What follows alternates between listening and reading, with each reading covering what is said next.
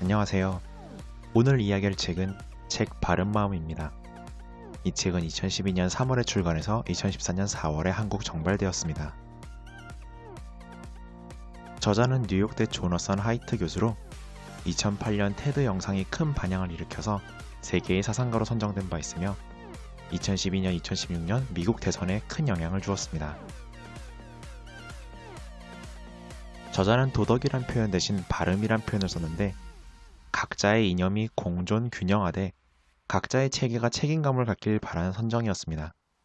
굉장히 두꺼운 책이지만 각 단원 마지막에 친절한 요약이 있는 책입니다. 먼저 저자는 바른 마음의 전략성을 얘기합니다. A사회와 B사회의 도덕은 당연히 다릅니다.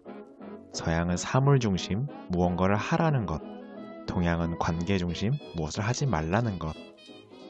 경험만큼이나 문화는 도덕에 큰 영향을 미칩니다. 우리의 뇌는 자동으로 인식하고 판단을 내리는 코끼리, 그리고 그것을 통제하는 작은 기술은 아닙니다. 타인을 설득하기 위해서는 코끼리에게 말을 걸어야 하는데 코끼리를 움직일 논거와 충분한 시간을 주어야 한다고 합니다. 우리가 생각하는 합리와 이성은 사실 직관의 정당화 과정입니다.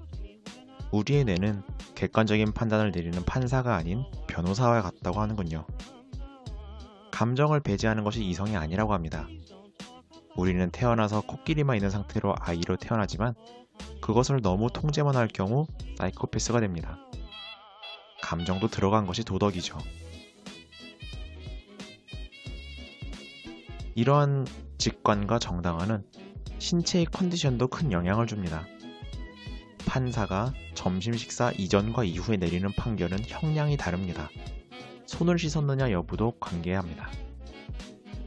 우리는 남들의 시선, 그리고 남들에게 끼칠 내 영향력의 변화를 고민해가면서 자신의 도덕을 선정합니다.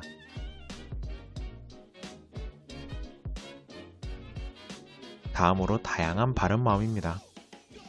한 도덕에 빠진 사람은 그 안의 사람들끼리는 잘 뭉쳐지지만 다른 도덕의 논리에는 장님이 되곤 합니다. 실질적인 세계는 다원주의가 맞고 이제 의무론, 공리주의 같은 하나의 절대적인 도덕이 폐기되고 여러 가지 도덕의 수용체도 늘어나고 있습니다. 저자는 기존의 좌우, 진보, 보수와 같은 1차원이 아니라 6가지 가치를 제시합니다. 우선 보수주의자들이 앞서 있는 도덕부터 얘기하겠습니다. 보수주의자들은 진보, 자유주의자보다 도덕 수용체가 많습니다. 우선 충성과 배신. 진보주의는 세계주의를 표방하지만 본인도 배타성이 있음을 불인정합니다. 보수주의는 집단의 헌신을 하지 않는 것에 대해 비난합니다. 권위 전복. 진보주의는 비복종, 비존경을 영웅서사화합니다. 하지만 보수주의자들은 권위, 평판, 브랜드도 개인이 쌓아올린 자산으로 취급해줍니다. 다음으로 고귀 추악. 집단을 뭉치게 만들고 집단 안에서 우위를 차지하려는 것. 이것은 선척적인 반응으로 주로 남성에게 있습니다. 또한 위험에 예민하거나 새로움을 덜 즐기거나 끔찍한 것을 싫어하는 것.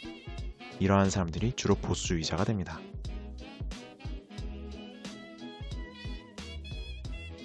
다음은 진보주의와 자유주의입니다. 진보주의자들은 자유주의자들의 보완 없이는 배려, 피해, 도덕만 앞서가서 보수를 비난하게 됩니다. 자유주의자들은 스윙보트 역할을 하지만 사회의 변화 과정에서의 배려심이 보수주의자보다 낮습니다. 우선 배려, 피해. 진보주의자들은 약자에 민감하지만 보수주의자들은 희생에 민감합니다. 공평, 부정. 진보는 기회의 보장이 필요하다고 하고 보수는 노력의 보상이 필요하다고 합니다. 자유, 압제. 자유주의자들이 가장 앞서 있는 도덕인데 이러한 인구가 전체의 스윙보트입니다.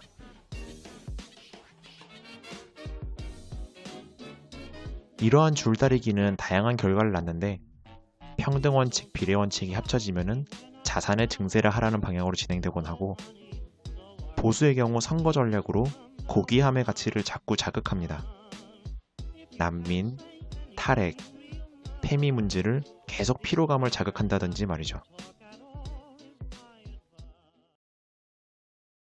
다음으로 저자는 집단적인 바른 마음을 거론합니다.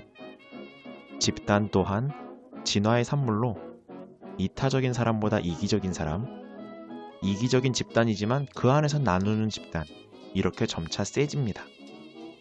파편화되지 않고 유기적인 집단은 선동, 사기 등의 면역력을 갖게 됩니다. 우리는 전쟁, 종교, 스포츠, 환각제 등으로 초월감을 느낍니다. 9.11 테러 이후로 종교는 비이성적이라는 인식이 미국에 확산되었지만, 저자는 종교 또한 초월감을 느끼고 대의를 위한 협동 도구의 하나로 봐달라고 하는군요. 저자는 모든 도덕에 하나를 악마화하지 말고 모두 균형이 필요하다고 합니다. 진보는 초계체의 타락을 규제하고, 보수는 도덕 자본을 수호하며 위대함을 추구합니다. 자유주의자들은 사회의 균형주의자, 자발적 질서의 기적을 일으킵니다. 저자는 2012년 미국 대선에 다음과 같은 것을 제안합니다. 지구를 향해 오는 4개의 운석, 즉 우리보다 더 큰 문제에 집중하자는 것이죠. 지구온난화, 먼저 보수주의자들은 현상을 인정하고 진보주의자들은 이상만 외치지 말라고 하였습니다. 다음은 연금고갈. 세대 간의 대타협이 필요한데 기본소득, 복지사회에 대한 얘기가 많이 나왔습니다. 다음으로 빈부양극화, 가족해체. 진보와 보수가 각자의 의제를 외치지만 어쩌면 빈부양극화를 해결하기 위해 가족이 필요하다고도 저자가 말합니다. 다음으로 극단주의자의 선출을 막아야 하며 당 내에서 다른 목소리 그리고 철새를 허용한다고 합니다. 그리고 미국은 대륙이기 때문에 지역에서의 정치와 중앙정치가 분리되어 있는데, 중앙정치 이결 일정을 연속되게 만들어서 의원들 간의 대화를 더 나눠야 한다고 하는군요. 다음은 2016 미국 대선입니다. 세계화 다원화에 대한 피로감이 극우화를 불렀습니다. 다양성은 혁신, 경제성장을 가져오지만 사회자본을 손상시키고 사람들의 마음을 닫게 했습니다. 저자는 유입자들이 기존 사회의 도덕에 융화되어야 한다고 합니다. 또한 저자는 현대사회의 위험을 세대 갈등, 양당제, 비슷한 사람끼리 모이는 현상을 짚었습니다. 정치에 대한 분노가 아닌 정치에 대한 구토감, 피로감으로 바꾸는 것은 낙인, 악마화를 내포하고 있다고 합니다. 도덕은 선악이 아니며 각자의 도덕이 균형을 이뤄야 한다고 저자는 다시 강조합니다. 요약 페이지입니다. 저자는 배려, 충성, 자유, 권위, 공평, 고결의 세 줄다리기에 제안합니다. 우리는 보다 큰 문제와 맞설 때 단결함으로 보다 큰 문제를 고민해보자고 합니다. 다양한 도덕의 공존은 좋지만 각 도덕은 책임성 있는 체계를 갖추고 다른 도덕을 악마화하지 말아달라고 주문합니다. 이상 책 요약을 마치겠습니다. 감사합니다.